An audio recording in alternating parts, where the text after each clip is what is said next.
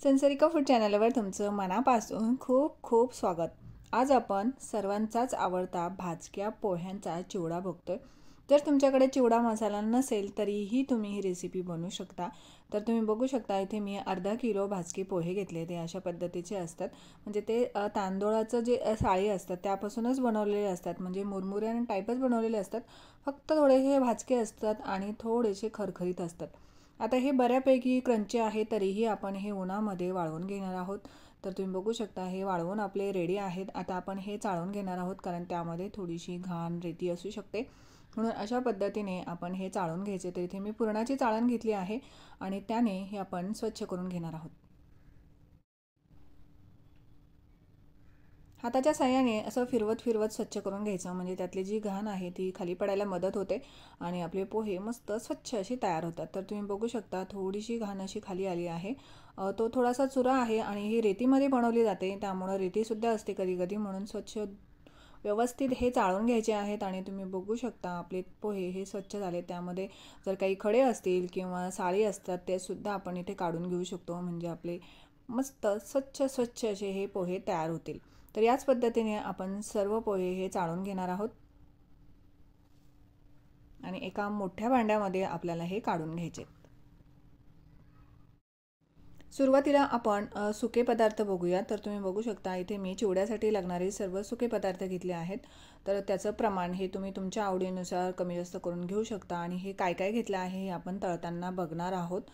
तर त्याच पद्धतीने आपण थोडेसे ओले पदार्थसुद्धा घेतो. तर त्यामध्ये फक्त मिरच्या, लसूण, कढीपत्ता आणि थोडीशी कोथिंबीर येते. तर हे पदार्थ तळायला थोडासा वेळ लागतो, म्हणून हे वेगळे भाजायचे किंवा वेगळे तळायचे आहेत. तर मिरची तळताना किंवा मिरची चिरताना ती मधोमध चिरायची आणि मग त्याचे भाग करायचे, म्हणजे ती लवकर तळली जाते आणि ती मऊ राहत नाही. तर आता आपण एक एक साहित्य कसं भाजायचं ते आपण बघणार आहोत. तर सुरुवातीला आपण पोहे भाजून घेणार आहोत. पोहे भाजल्याने ते खूप खमंग होतात आणि आपण जेव्हा चिवडा खातो तेव्हा ते घशाखाली लागत नाही, म्हणून हे पोहे मस्त तेलावर आपण भाजून घेणार आहोत. तर अर्धे पोहे आपण यामध्ये घातले आहे आणि त्यासाठी आपल्याला 2 चमचे तेल घालायचे आणि तेलावर खमंग हे परतून घ्यायचे आहेत. असं केल्याने आपला जो चिवडा आहे तो खूप ड्राय होत नाही आणि खाताना सुद्धा आपल्याला घशामध्ये येत नाही किंवा घशाखाली लागत नाही. तो व्यवस्थित चावला जातो आणि मस्त असा चिवडा आपला तयार होतो. तर अगदी 2 ते 3 मिनटेच आपल्याला मोठ्या गॅसवर हे भाजून घ्यायचे. खूप लवकर जळतात, म्हणून सतत हे ढवळत राहा. तर तुम्हाला मी 2 प्रकारचे पोहे दाखवते. आता आपण हे भाजलेले पोहे आहे आणि हे न भाजलेले पोहे यांच्यात दिसण्यामध्ये खूप फरक असतो. हे थोडेसे छान दिसायला असतात आणि हे थोडेसे पांढरट असतात. तुम्ही बघू शकता हे आपण अजूनही 1 ते 2 मिनटे भाजणार आहोत. आणि तुम्ही ही ट्रिक नक्की वापरा, म्हणजे तुमचा जो चिवडा आहे तो खूप ड्राय होणार नाही. तर आपण 3 ते 4 मिनटे पोहे मस्त भाजून घेतले, ते आपण काढून घेऊया. आणि दुसऱ्या कढईमध्ये आपण थोडंसं तेल गरम करून घ्यायचं आहे.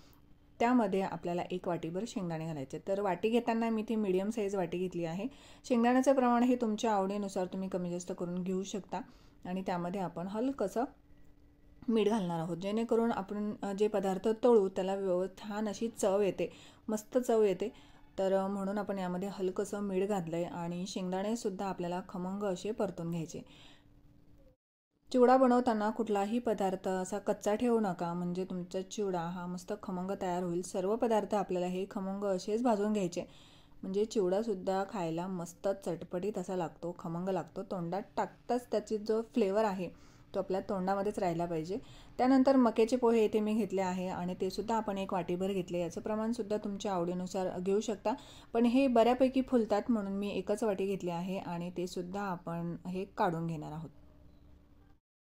सर्व साहित्याचं प्रमाण तुम्हाला ज्या पद्धतीने आवडत असेल त्या पद्धतीने तुम्ही कमी जास्त करून घेऊ शकता. त्यानंतर आपण इथे खोबरं घेतले आणि त्याचे काप करून घेतले, पातळ काप करायचे आहे. आणि गॅस कमी करायचा, कारण खोबरं खूप लवकर जळतं आणि ते जर जळालं तर ते खूप करपट लागतं. म्हणून अशा पद्धतीने हलकं ब्राऊन झालं की आपण हे काढून घेणार आहोत. त्यानंतर त्याच वाटीने आपण पोहेसुद्धा घेतले, कांदे पोहे आहे आणि ते 1 वाटी घेतले आहे. ते सुद्धा आपल्याला अशा पद्धतीने तळून घ्यायचे. तर तुम्ही बघू शकता हे सुद्धा बऱ्यापैकी फुलतात आणि हे आपण काढून घेऊया. जर तुम्हाला हे सर्व पदार्थ तळायचे नसतील तर ओव्हनमध्ये तुम्ही हे भाजूनसुद्धा घेऊ शकता, म्हणजे तुमचा डाएटवाला चिवडा तयार होईल. पण दिवाळी म्हटलं की डाएटकडे बघायचं नाही, मस्त ताव मारायचा आणि एक्सरसाइजसुद्धा करायची.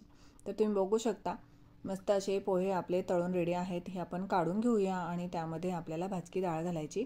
तर पाऊण वाटी आपण इथे घेतली आहे आणि तीसुद्धा आपल्याला खमंग अशी परतून घ्यायची. आणि ही सुद्धा खूप लवकर जळते, हिला फारसा वेळ लागत नाही, म्हणून गॅस कमीच करायचा किंवा मीडियम करायचा आणि मीडियम गॅसवर कमीत कमी 1 मिनिटभर ही भाजून घ्यायची. कारण सुरुवातीलाच ही भाजलेली असते, फक्त खमंग व्हावी म्हणून हलकीशी आपल्याला ती भाजून घ्यायची.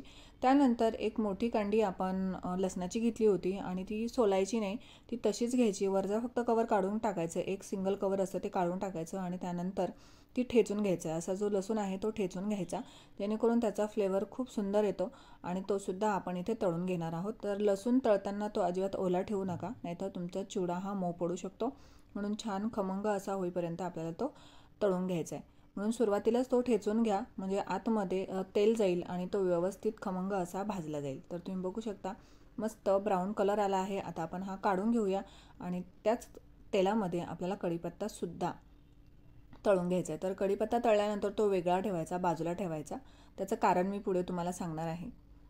तर कढीपत्तासुद्धा काढून घेऊया.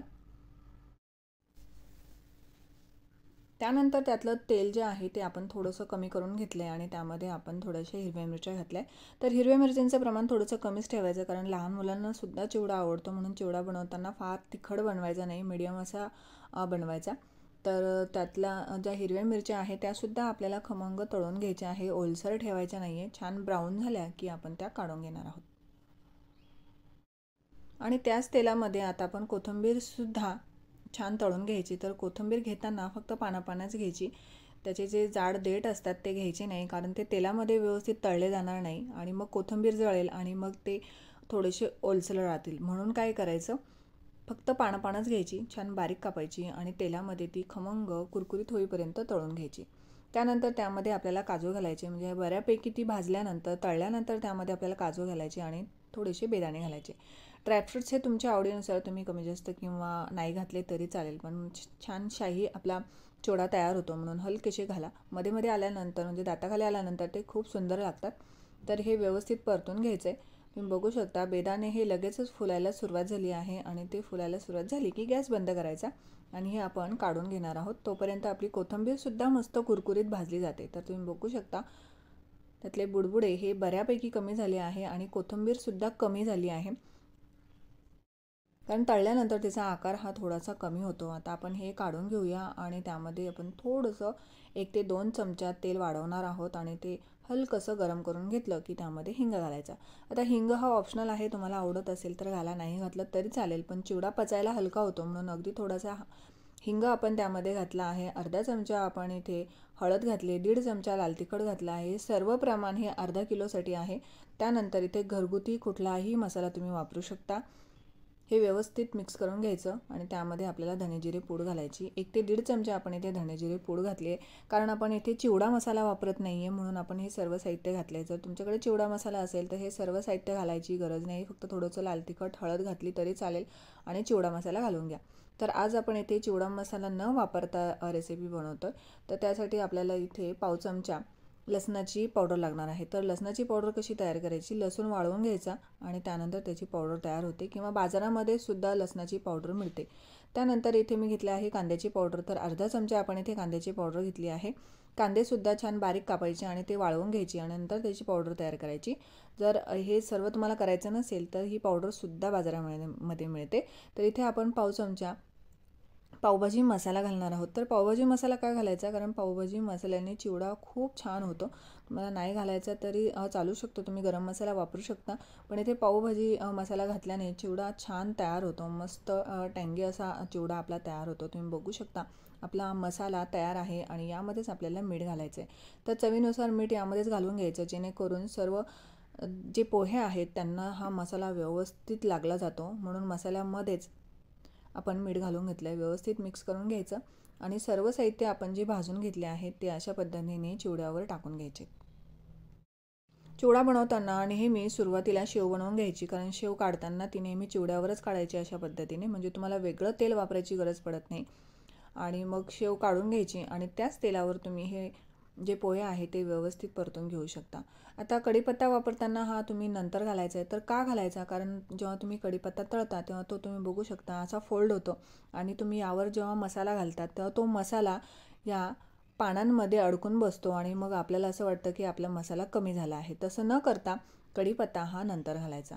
तर इथे आपण सायट्रिक ॲसिडसुद्धा घेतला आहे. चटपटीतपणासाठी सायट्रिक ॲसिड घेतले. तुम्ही चाट मसाला किंवा आमचूर पावडर वापरू शकता. पण चाट मसाला किंवा आमचूर पावडर नसेल तर सायट्रिक ॲसिड पाव चमच्यापेक्षा थोडंसं कमी घ्यायचं अर्धा किलोसाठी आणि ते बारीक करून घ्यायचं आणि अशा पद्धतीने व्यवस्थित भुरभरून घ्यायचं. त्यानंतर 4 चमचे आपण इथे पिठी साखर घेतली. जे सायट्रिक ॲसिड जेव्हा तुम्ही घालता ना तेव्हा चिवडा अगदी मार्केटसारखा तयार होतो आणि हे तुम्ही थोडंसं मिक्स करून घ्या आणि मिक्स झाल्यानंतर यामध्ये आपण जो मसाला तयार केला होता तो मसाला यामध्ये मिक्स करायचा आहे. तर हे मिक्स करून का घ्यायचं? कारण आपण जे पोहे वगैरे वापरले आहे त्यामध्ये मसाला जाऊन बसतो, म्हणून हे व्यवस्थित मिक्स करून घ्यायचं आणि मगच त्यावर मसाला घालायचा. मसाला घालताना सर्व बाजूने व्यवस्थित तो पसरवून घ्यायचा, म्हणजे तो एका जागी पडत नाही आणि सर्व पोह्यांना व्यवस्थित तो मसाला लागतो. म्हणून व्यवस्थित अशा पद्धतीने पसरवून घ्या आणि पटपट हे मिक्स करून घ्यायचे. सुरुवातीला आपण झाऱ्याच्या साहाय्यानेच मिक्स करून घेऊया आणि नंतर हाताच्या साहाय्याने आपण व्यवस्थित मिक्स करून घ्यायचे. फक्त खालीवर जरी केलं तरीही हा मसाला व्यवस्थित आपल्या जो भाजक्या पोहे आहे त्यांना व्यवस्थित लागला जातो आणि आपला चटपटीत असा चिवडा तयार आहे. तुम्ही बघू शकता. तर आता आपण हाताने हे मिक्स करून घेऊया. चिवडा बनवताना या 2 ते 3 ट्रिक तुम्ही नक्की वापरा, जेणेकरून तुमचा चिवडा खमंग होईल. तर सुरुवातीला काय करायचे, सर्व साहित्य तुम्हाला खमंग भाजायचे. त्यानंतर सायट्रिक ॲसिड वापरायचं आहे. सायट्रिक ॲसिड नसेल तर आमचूर पावडर तुम्ही वापरू शकता. साखर तुम्हाला वापरायचीच आहे, जेणेकरून आपला जो चिवडा आहे तो बॅलन्स व्हायला, चवीला बॅलन्स व्हायला मदत होईल. आणि नंतर यामध्ये आपल्याला कढीपत्ता घालायचा आहे. तुम्ही बघू शकता कढीपत्ता आपण नंतर घातला आहे आणि व्यवस्थित हे मिक्स करून घ्यायचं. मिक्स झाल्यानंतर आपला चिवडा तयार आहे. सुरुवातीला म्हणजे जेव्हा तुम्ही चिवडा बनवता तेव्हा फारसा कलर येत नाही किंवा चव लागत नाही, पण जेव्हा तुम्ही हा थंड झाल्यानंतर डब्यामध्ये भरता तेव्हा 2 ते 3 दिवसानंतर हा मस्त चवीला छान लागायला लागतो. जसं आपलं लोणचं असतं, सुरुवातीला छान लागत नाही, जसं मुरतं तसं छान लागतं, तसंच चिवड्याचं आहे. म्हणून चिवडा बनवताना 2 ते 3 दिवस आधी चिवडा बनवून ठेवायचा, कारण 2 ते 3 दिवसानंतर चिवडा खूप सुंदर लागतो. तर या टिप तुम्ही नक्की घरी ट्राय करून बघा आणि चॅनलला सबस्क्राईब केला नसेल तर चॅनलला सबस्क्राईब करा, लाईक करा, शेअर करा, आवडल्यास कमेंट करा. व्हिडिओ बघितल्याबद्दल थँक्यू.